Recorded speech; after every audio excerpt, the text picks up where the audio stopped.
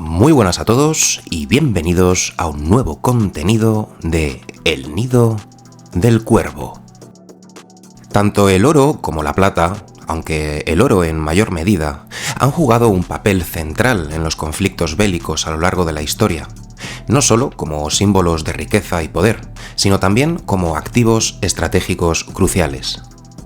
Estos metales preciosos han sido intercambiados entre naciones, acumulados por estados y saqueados por ejércitos y grupos guerrilleros, dejando clara su importancia en múltiples aspectos de los conflictos armados.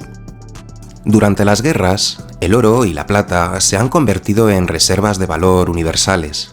En tiempos de inestabilidad económica, cuando las economías pueden colapsar y las monedas pierden rápidamente su valor, estos metales preciosos ofrecen una forma confiable de conservar riqueza. Su valor intrínseco, menos susceptible a la inflación y la devaluación, ha llevado a los gobiernos a utilizarlos como refugios seguros para los recursos financieros. Por ejemplo, durante la Gran Depresión, en la década de 1930, muchos países reforzaron sus reservas de oro como una manera de estabilizar sus economías y mantener la confianza en sus sistemas monetarios. Del mismo modo, en la Segunda Guerra Mundial, las reservas de oro se utilizaron para financiar vastas compras de armamento y suministros, lo que subraya la importancia de estos metales preciosos para sostener las operaciones militares. El oro y la plata han sido utilizados también como parte de acuerdos económicos y alianzas estratégicas. Un ejemplo notorio es el Tratado de Versalles, que puso fin a la Primera Guerra Mundial el 28 de junio de 1919. Los líderes europeos firmaron el tratado en la Galería de los Espejos del Palacio de Versalles, curiosamente el mismo lugar donde se había creado el Imperio Alemán y donde el padre de Guillermo II había sido coronado emperador de Alemania en 1871.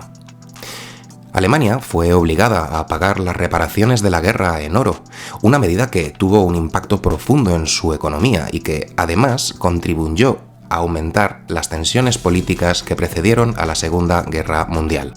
El Tratado de Versalles exigía que Alemania pagase 269.000 millones de marcos de oro, que a día de hoy equivaldrían a varias decenas de miles de millones de euros. El saqueo de oro y plata durante los conflictos bélicos ha sido una constante a lo largo de la historia.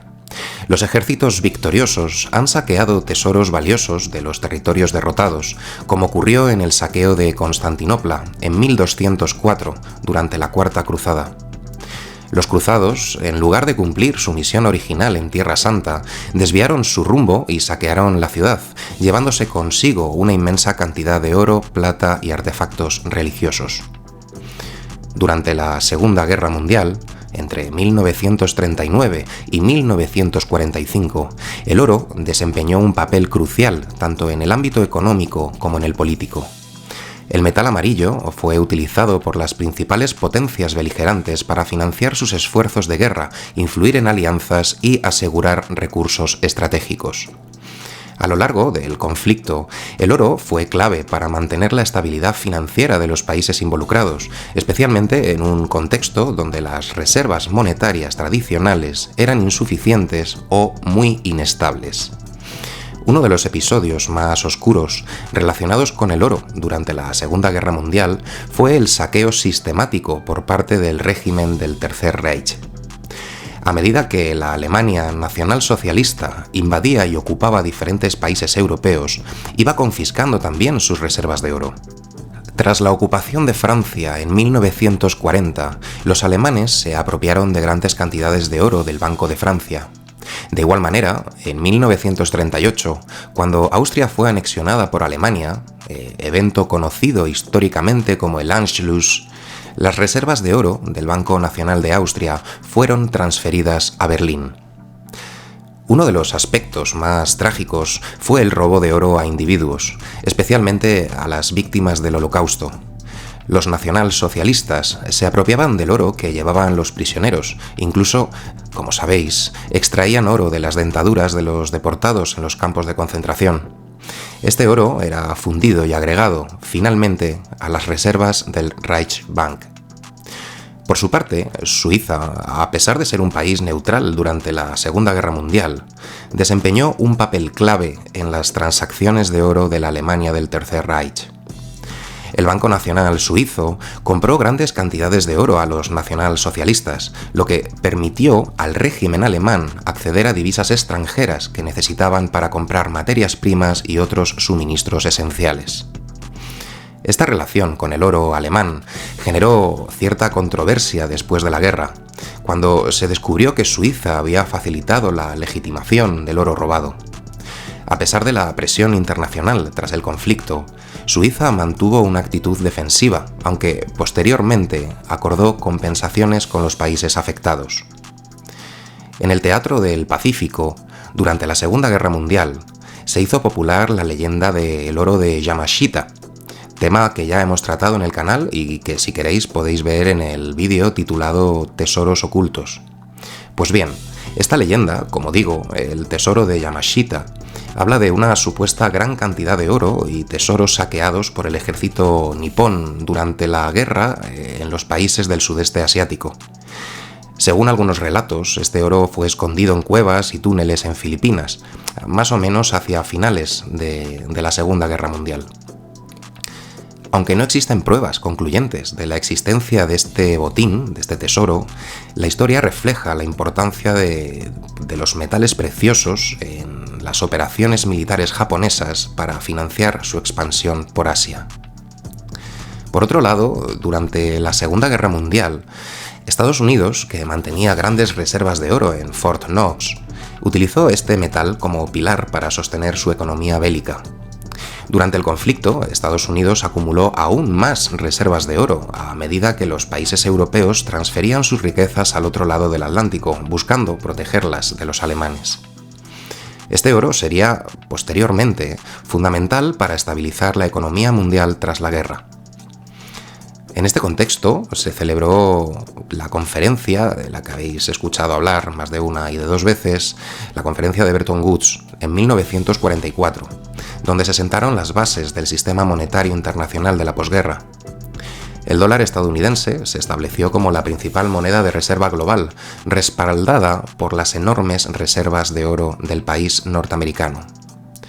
Este sistema, como ya sabéis, perduró hasta 1971, año en el que se abandonó el patrón oro bajo el mandato del presidente Nixon en el denominado Nixon Shock. Al final de la guerra surgió la necesidad de restituir el oro saqueado por los alemanes. En 1946, bajo el llamado Acuerdo de Trípoli, los aliados comenzaron a devolver el oro a los países europeos que habían sido víctimas del saqueo alemán. Se estima que unos 400 millones de dólares en oro de la época fueron devueltos a naciones como Bélgica, Países Bajos y Polonia. Esta devolución de oro fue vital para la reconstrucción económica de Europa, ya que permitió que esos países estabilizasen sus economías y sus monedas después de la devastación de la guerra.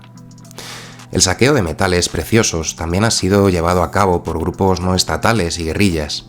Durante la Guerra Civil Española, sufrida lamentablemente entre los años 1936 y 1939, se produjeron numerosos robos de oro y plata por parte de diversas facciones en el conflicto. Los republicanos, por ejemplo, confiscaron reservas de oro del Banco de España para financiar sus esfuerzos bélicos, mientras que el bando nacionalista también se apoderó de bienes preciosos durante sus avances. Un ejemplo más reciente del saqueo de metales preciosos en tiempos de conflicto es el caso del SS Yarsopa, un barco comercial británico del que ya hemos hablado en el canal, en el vídeo titulado Oro y plata de los naufragios, y que podéis ver si queréis. Bueno, este barco fue hundido durante la Segunda Guerra Mundial. El Yarsopa, que transportaba una carga muy valiosa de plata destinada a apoyar el esfuerzo bélico británico, fue torpedeado por un submarino alemán en 1941.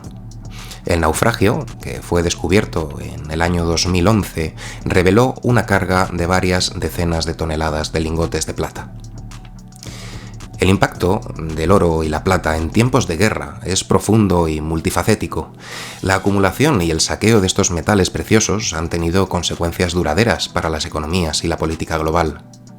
Tras los conflictos, la recuperación de estos tesoros a menudo implica procesos complejos de restitución y reparación. Las organizaciones internacionales y los gobiernos han trabajado para devolver los bienes robados a sus legítimos propietarios, aunque este proceso, además de prolongado, puede ser sobre todo muy complicado.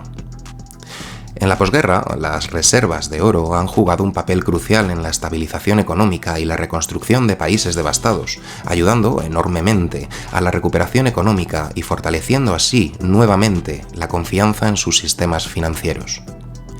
El uso de estas reservas ha facilitado la implementación de planes de ayuda y reconstrucción, como el Plan Marshall, que ayudó a Europa a recuperarse tras la Segunda Guerra Mundial. Este plan utilizó fondos respaldados por oro y otros recursos para fomentar la estabilidad económica y política en la región. La importancia del oro y la plata en tiempos de guerra también se refleja en las implicaciones morales y políticas de su posesión y distribución. La gestión de los recursos robados y la restitución de tesoros saqueados han planteado desafíos éticos y legales significativos, llevando a debates sobre justicia y reparación en el ámbito internacional.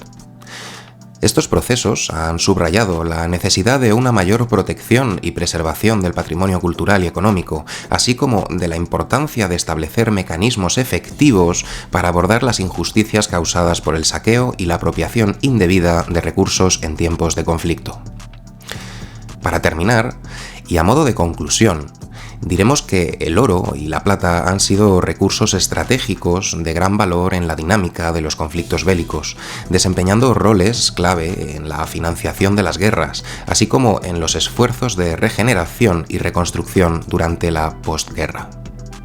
La historia, que por muchos motivos es imprescindible analizar y recordar, resalta el papel fundamental de los metales preciosos en la estabilidad y el poder global, así como de las implicaciones morales y políticas asociadas con su manejo en contextos de conflicto. Hasta aquí el contenido del vídeo de hoy. Espero que os haya gustado y aportado algo de información. De ser así, dejarme un buen like, darle a la campanita de notificaciones, si no estáis suscritos, suscribíos. De esta forma, que además es gratis, apoyaréis al canal y, como siempre digo, un abrazo a todos y nos vemos en futuros contenidos por el nido. ¡Hasta luego!